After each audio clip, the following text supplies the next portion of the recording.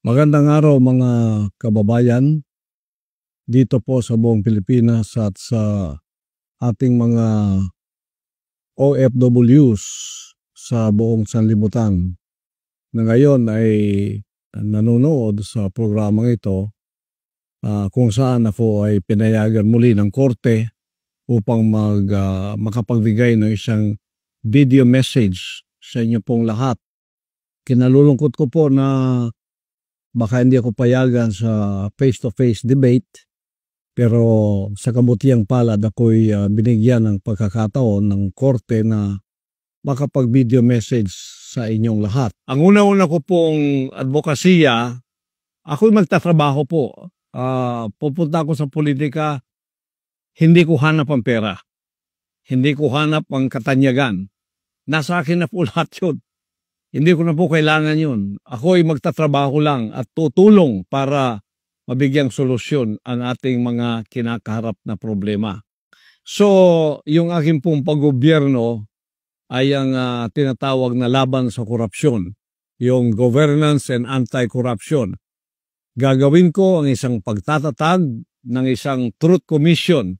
Binubuo ito ng mga ordinaryong mamamayan upang imbestigahan ang mga kaso ng korupsyon sa loob ng ahensya ng gobyerno.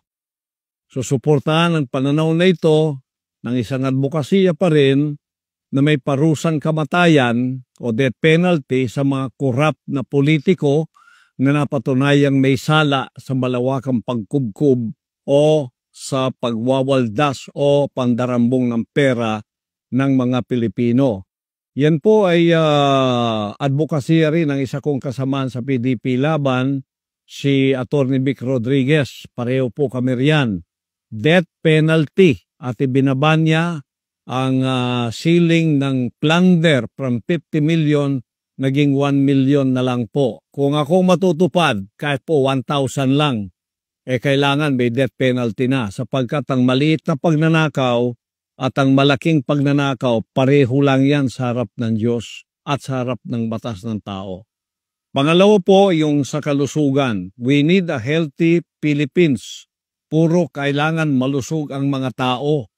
Matanda man o bata man o binata man o dalaga o babae man. Kaya sa kalusugan, iniendorso ko ang Mobile Health Services Program upang dalhin ang serbisyo ng kalusugan sa lahat ng ating mga mamamayan.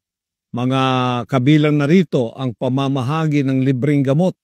Direkta ito sa mga liblib na pamayanan gamit ang mobile clinic sapagkat hindi lahat maka-afford ng pumunta sa ospital. Ako po ay nagkaroon ng pneumonia. Dinala ako doon sa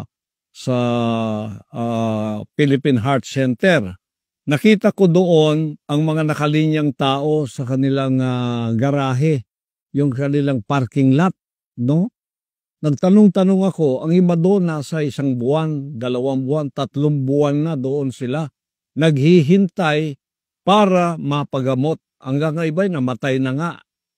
Kaya nasaktan masyado ang aking puso sapagkat ito ang isa sa aking nakikitang hindi inaasikaso ng ating pamahalaan. Kaya nga ang PhilHealth, mahalaga yan. Merong budget pero hindi ginagamit doon sa kalusugan na dapat ito'y ipamigay na libre ang gamot sa lahat ng tao sa Pilipinas. Bilyon-bilyon po ang pera natin yan, ngunit hindi ginagamit sa wasto. So, ipalalawak ko ang saklaw ng PhilHealth upang masaklaw ang mas marami panggamot, outpatient, pangangalaga at mga programa sa pagpapagaling o yung rehabilitation para sa mga pamilyang may mabababang kita. Sapagkat, tingnan ninyo pagka nagkasakit ang isang taong dukha, kung meron man siyang ipon, lahat ng yan ay mauubos. Kung meron man siyang munting ari-arian tulad ng lupa o bahay, ipagbibili pa yan. Kaya nagiging dukha silang lalo dahil dyan sa problemang yan. Meron tayong PhilHealth. Asahan po ninyo, pag ako ay naging senador, inilukluk ako kasama ng aking mga kasamahan sa PDP Laban, ipaglalaban ko ang kalusugan ng ating mga mamamayang Pilipino. Libre gamot, lahat-lahat, pati doktor, pati hospital. Ipaglalaban ko po yan. Malaking laban ito sa Senado. Alam ko marami ang kukontra dito sapagkat hindi naman lahat tulad kong zero corruption. Kaya nga nawawala yung budget ng PhilHealth dahil kinokorrupt ito na dapat ilagay sa pangkalusugan. Saan nilagay? Sa tulay. Wala ka naman nakitang tulay. At yun ay mali. Itutuhid po natin yan.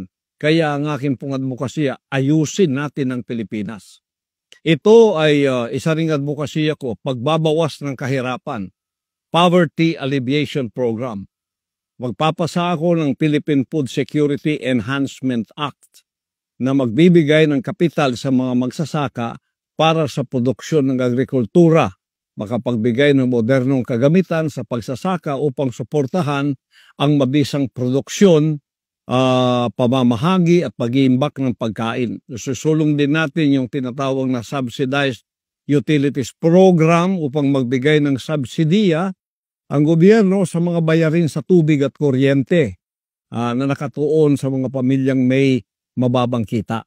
Ako, kasama rin ako sa advokasyang ito. Ako'y natutuwa sapagkat si Attorney Hinlo merong tinatawag na state subsidized farming. No? So si Attorney Hinlo meron siyang tinatawag na state stage farming. Ako ganun din ang advokasya ko. Dapat ang gobyerno ang siyang magbigay ng gabay sa mga ating mga farmers. Mahaba-haba po ito kung i-explain ko sa inyo lahat dito.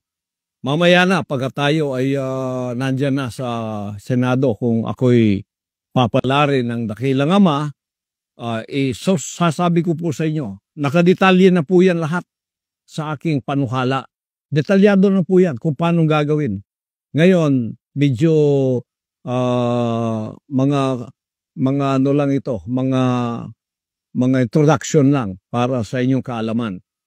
Pagkatapos, hindi lang ang pamayanan ang dapat malusog na Pilipinas, kundi may edukasyon na Pilipinas. Kasi nakita ninyo, ang edukasyon natin, napakababa. Marami ang college graduate pero hindi naman makapagtrabaho. So magpapasa ako ng School Infrastructure Development Bill upang maglaan ng mga pondo para sa pagpapabuti ng pasilidad ng paralan, lalo na sa mga rural na lugar upang matiyak ang kalidad ng edukasyon. Magpapasa rin tayo ng Patriotic Curriculum Act na naglalayong magbigay ng libreng kalidad na edukasyon na nagtutuon sa pagpapalakas ng pagka-makapilipino at paglaban sa mga negatibong ideolohiya tulad ng mga komunista. Iyan ay aking advokasya kahit sa aking pong paralan na itinayo, ang Jose Maria College Foundation Incorporated. Kita ninyo dyan, napakarami ko na pong advokasya para sa ating mga Pilipinong kabataan para maging lawyer, maging abogado. Pipili lang sila ng kurso nila. Iyan po ay libre lahat sa akin pong pangangalaga sa JMCFI. At yan, kung ako ay may luluklok bilang isang senador, palalawakin ko yan. Paaralin natin ang napakaraming mga patriotic Filipinos na magkaroon sila ng curriculum na magiging mahal nilang Pilipinas at mailayo sila sa mga nakakasirang ideolohiya na nagtatanim ng galit o hate. Yan ay ang CPP and PNDF. Ialis natin sila dyan. Lalis natin, kasama na rin dyan ang advokasya natin sa kapayapaan para maalis din naman sila sa masamang bisyo tulad ng droga. Isa rin sa ating advokasya yung peace and order. Magpapatuloy po yung ating laban sa droga. Magpapatuloy yung laban natin, laban sa mapanirang ideolohiya. ng CPP and PNDF. Ipagpapatuloy ko po yan sapagkat yan ang advokasya ko kahit noong ako ay wala pa dito sa larangan ng politikang ito. Sa akin pong itinayong SMNI nung ako ang chairman dyan, naglaan ako ng 3 oras bawat araw sa laban kasamang bayan upang ang ating pamayanan ay maliwanagan sa mga deception o panlilinlang ng komunistang ideolohiyang itong napakarami nang namatay sa loob ng 50 taon. Ganon din karami ang namatay. Mga 50,000 na ang patay. Wala man lang crime against humanity ang ginawa dyan. Tingnan niyo ang ating Pangulo. 8 years, 43 ang naakusa sa kanya. Crime against humanity na. Yan po ay injustice. Yung walang pagkawalang hustisya, asikasuhin po natin yan. Yung freedom of religion, tututukan ko po yan. Yung separation of church and state, ayusin natin yan. At ang hustisya, ibibigay natin dyan sa larangang yan. Sapagkat ang aking kongregasyon at ako ay nakatikim na po ng injustice. Biro ninyo, nilapastangan ang aming compound, nilapastangan ng bahay-sambahan. Wala naman silang matuwid na katuwiran upang pumasok at lapastanganin ang mga banal na dakong tulad nito. Kaya ipaglalaban ko ang religious freedom. Puprotektahan ko ang lahat ng mga relihiyon basta't pagkilala sa Diyos at merong kabahagyanan sa relihiyon.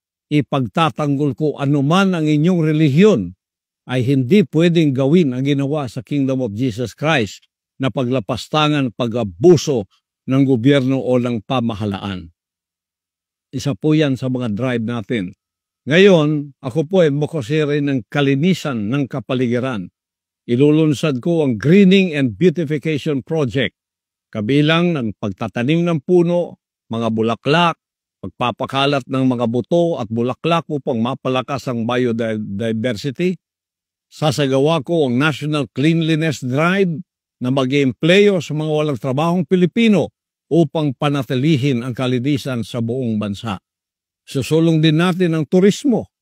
Ang propose ko na Tourism Connectivity and Enhancement Act upang lumikha ng isang modernong network ng transportasyon kabilang ang sistema ng bullet train at kalsada na nag-ugnay sa mga pangunahing sentro ng turismo. At yan ay i-apply natin sa buong Pilipinas, lalong-lalo na sa napag-iwanan na isla ng Mindanao na tinatawag nilang Sub-Sahara Mindanao. Hindi na po maging Sub-Sahara to sapagkat ito ay magkakaroon ng modernong transportasyon, lalo na mga train systems natin na siyang magbibigay ng mobilization sa ating pamayanan at ng kanilang mga produkto. At nakadetalye na po lahat yan. Hindi ko lang pwedeng sabihin lahat dito. Ito lang mga headings ang sinasabi ko para sa inyo. Pagkatapos, ang kapakinabangan ng mga OFWs natin. Lilikha ko ng OFW Retirement Security Act na magtatatag ng isang mandatoring pensyon na may kontribusyon ng gobyerno at ang employer. Isusulong ko rin ang tinatawag na Retirement Savings Program, RSP, kung saan magkakaroon ng tax incentives ang mga OFWs katulad ng tax deductions para sa kanilang kontribusyon at tax benefits on withdrawals. Pagsasabatas ng mandatoring pagtalaga ng legal at medical attaches sa bawat konsulado o diplomatikong post upang may kaagapay ang ating mga OFW sa panahon ng kagipitan at pangangailangang medical o legal. Yan ang aking mga iilan lamang sa mga advokasya ko. Sa akin pong pagkakulong dito, mga 70 na po, 70 ang bill na nagawa ko. Isusulong ko ito upang maging batas diyan sa Senado kasama ng aking mga kasamahan. Kaya both straight PDP laban. Bakit po the straight PDP laban? Para tuloy-tuloy po ang aming mga advokasya. Walang kokontra, walang kakalaban. Kami pong lahat nagkakaisa riyan. Pagkatapos, siguridad pa rin ito ng ating Vice President na pinaginitan ng mabuti. Kita ninyo, ini-impeach ang isang Vice President sa mga unfounded na mga akusasyon tulad ng intelligence funds, samantalang billion, trillion ang nilulustay ng mga nasa kapangyarihan. Wala namang mga pagtawag sa Kongreso upang ito'y imbestigahan. Ngunit hindi tinantanan ng ating Vice President upang siya ma-impeach. Pag na-impeach po kayo, perpetually hindi na kayo makapaglingkod sa bayan. Hindi na kayo pwedeng maglingkod pa. Perpetual po yan. O kaya habang buhay, hindi ka na pwedeng pumasok pa sa paglilingkod sa bayan. Yan ang gusto nilang mangyari kay Vice President Sara Duterte. Kaya pag straight vote po kami sa PDP laban, ang boto namin ay siyam. Kailangan ng siyam na boto ng mga senador upang hindi po ma-impeach ang ating Vice President Sara Duterte. Kami po yun. Kaya wala pong magmamaliw. Straight tayo. Huwag na po kayong lumingon pa sa iba. Straight tayo. Kung mahal ninyo si Vice President Sara Duterte, straight po ang ating pagboto. At yan ay meron kaming special sample ballot na ipamimigay sa inyo para hindi ninyo makalimutan ang mga pangalan at number noong aking mga kasamahan. Ako po si Pastor Apollo Kibuloy, number 53 sa inyong balota. Huwag po ninyong kalimutan, number 53 sa inyong balota. Si Jimmy Bondok po, number 10. Si Bato de la Rosa, number 22. Si Bongo, number 28. Huwag ninyong kalilimutan. Si JB Hinlo, number 30. Si Raul Lambino, number 34. Si Rodante Marcoleta, number 38. Si Doc Marites Mata, number 42. At pagkatapos, number 56 po, si Atty. Vic Rodriguez. At number 58, si Salvador Philip Philip Salvador, number 58. At ako po, ang inyong lingkod, Pastor Apollo Kibuloy, number 53 sa inyong balota. Straight po, huwag na kayong lilingon pa sa iba. Para ito'y magamit natin. Alam ko itong aking makasamahan dito, katulad ko sa advokasya. Hindi kami pwedeng baguhin ng pera. Hindi kami pwedeng suhulan ng pera. Hindi kami pwedeng kumbinsihin na kumampi sa mali dahil sa pera. Hindi po. O kaya sa pabor. Napatunayan na po natin yan. Sa panahon ng ating kagipitan, hindi po namin iniwanan ang ating Pangulong Duterte. Kahit na ako'y pinahirapan, tinanggalan ng SMNI ng unlimited suspension. Hindi lang matanggal-tanggal yung franchise ng SMNI. Kaya ang kanilang suspension indefinite. Biro ninyo, inalis nila yung aming pre-TV. O daming istasyon yan, 18 istasyon. At ilang mga pre-TV sa buong Pilipinas. Biglang-bigla ginanon nila, wala naman sa batas yun. Pero silang batas ngayon eh. Walang batas-batas sila. Basta sinabi nila, yun ang tutuparin nila kahit may batas wala. Ang isa lang sasabihin nila, sige, magsumbong kayo sa korte. Sa korte na tayo magkikita. Sa 16-day siege, andala. Isang warrant of arrest, hindi naman pangalan ko at hindi address ko. Sinabi ng mga lawyer ko, against the law yung ginagawa ninyo. Hindi naman dito si pastor. Hindi. Sa gusto nyo dilip, hindi. Papasok kami. Pumasok, 16 days pa. Kung may reklamo kayo, sa korte kayo pumunta. Ganon ang panahon ngayon. Babaguhin po natin ang pang-aabusong yan. Kaya kailangan po natin straight PDP laban para sa ating Vice President, hindi ma-impeach. Tingnan po ninyo ang nangyari ngayon sa ating Pangulong Duterte.